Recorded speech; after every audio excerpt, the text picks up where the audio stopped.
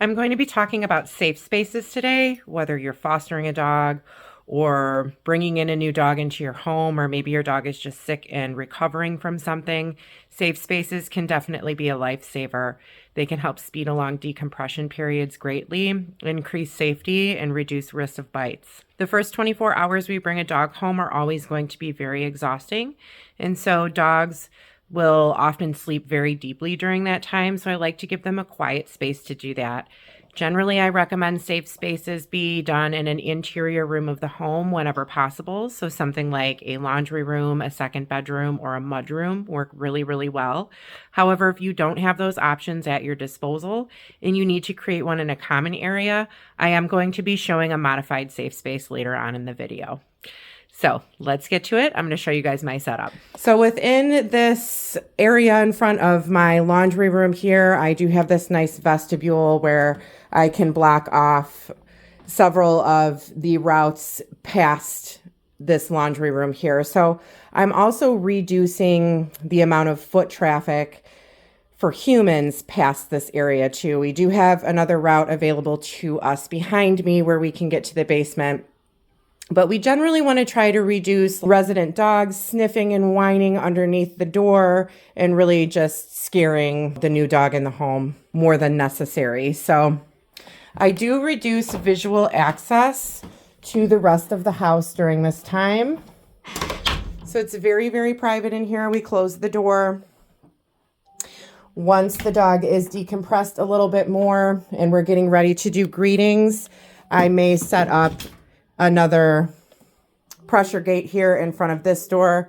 So now we can do some positive pairings with the resident animals in the home at a safe distance without worrying about them getting nose to nose before we're ready for it. So within the safe space, I usually have a crate set up for the dog. We always try to do some crate training.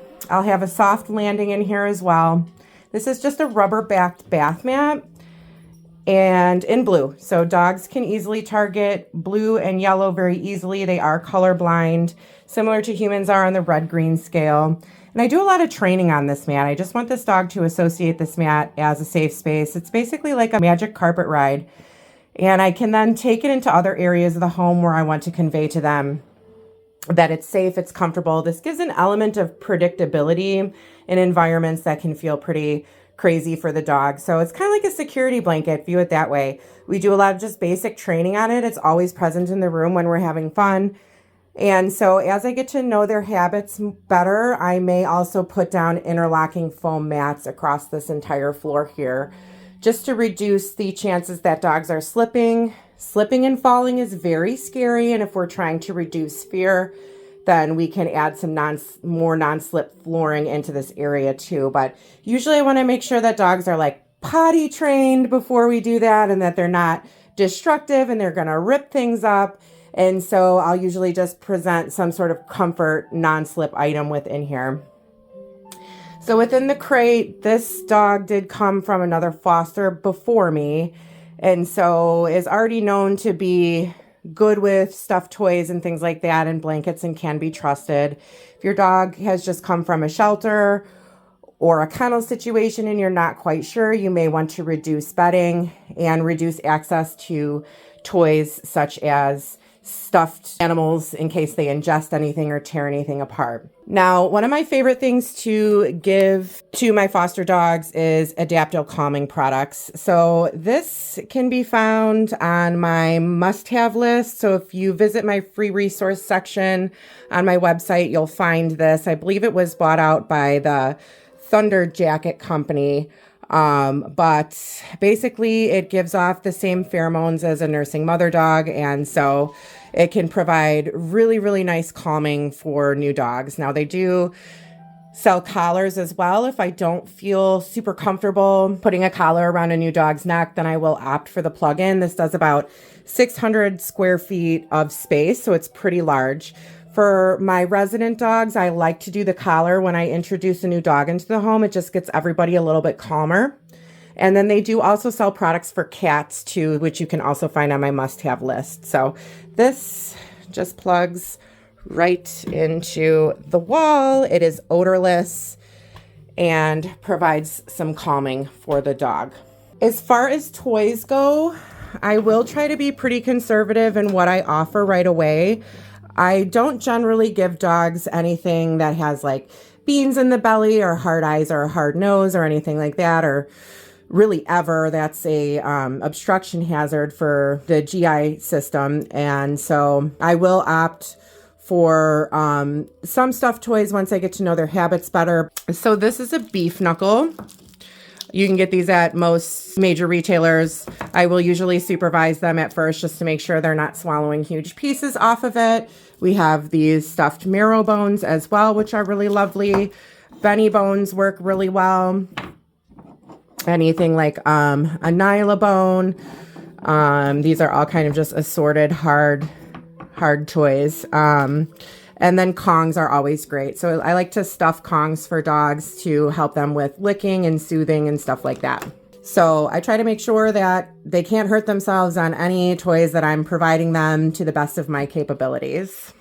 So as far as safety goes as well, I like to keep garbage cans up high or completely remove them from the room. If you have garbage cans present, I strongly recommend that they lock and are extremely secure so that the dog doesn't get into it and get a bowel obstruction or something like that.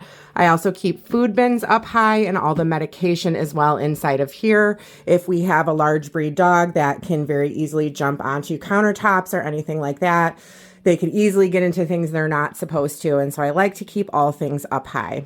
Another thing that I like to do is make sure that I really just have no cords hanging out anywhere for new dogs. So I don't want them to electrocute themselves, chew on cords, or anything like that. So I try to keep the ones over in my office area behind things kind of wrapped up nice and tight. And one of my final safety things here is a camera always. So I always keep a baby camera on my foster dogs just to make sure that they are not panicking inside this area, trying to hurt themselves by accident or getting into things that they shouldn't be. So you can usually find baby cameras on like OfferUp or Facebook Marketplace for pretty cheap these days. And a lot of them communicate directly with your smartphone. And so I like to set up movement alerts for those and things like that, just to make sure that we are totally safe and sound. And I am a huge enrichment fanatic, so I primarily feed only out of puzzles, and so I get all of those centralized and ready for the new dog. Offering enrichment can really help during decompression periods, particularly giving them something to self-entertain with, give them a little dopamine boost from it. So sniffing, licking, chewing, all of that will naturally calm the central nervous system. And so offering these types of activities can really help a dog settle in. And here is an example of a snuffle mat that I have for the dogs as well. So I like to kind of switch it up with my enrichment, offer lots of different things. And I always supervise use the first time around. Now, I really, really love to burn essential oils for new dogs in the home. There are plenty out in the market that are not at all safe for dogs, so I highly recommend that you do your research. Both of these can be found on my must-have list. However, these are completely safe. My favorite go-to is coconut vanilla. It's very soft. It's very soothing.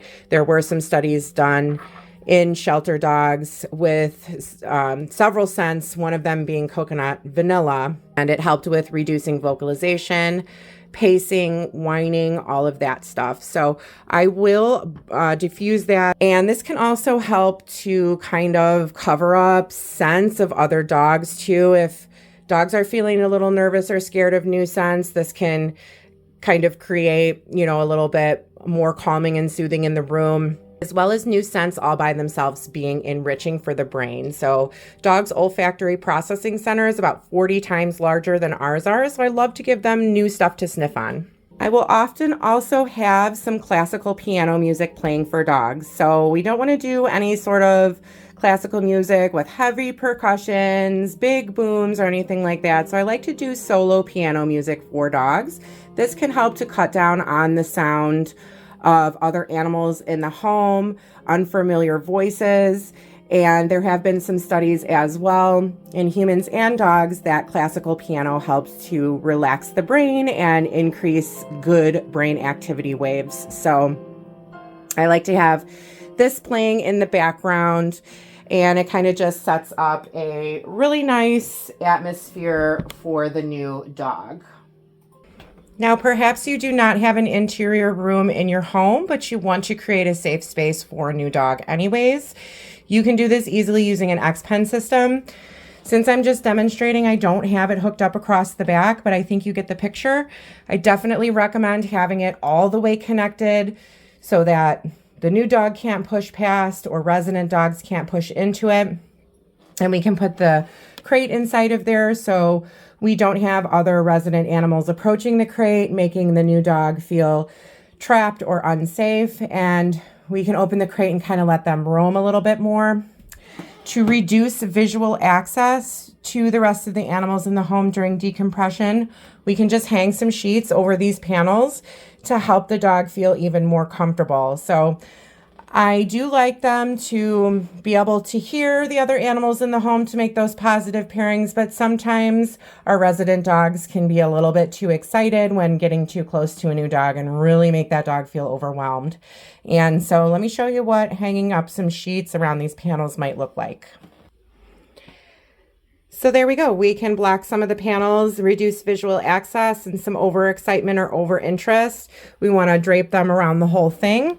And then we can even drape comforters and things like that over the top of it. So if we have large dogs, they can't peer down into it and bother the new dog, or just, especially if you have a very fearful dog, we can cover the whole top of it with some bed sheets and stuff like that to help them feel a little bit more secure. If you have a dog that's in a wire crate as well, you can also try to cover the crate with a blanket as they're decompressing too, just to make sure that being in a new place out in the open isn't making them feel fearful or nervous. We can give them a little bit more of a cozy, confined place to be in. But you can very easily provide a happy, safe space for your new dog in a common area just by setting up an X-Pen system around the crate and giving them some privacy. So have fun building your safe space. Strongly recommend it. It can be a lifesaver.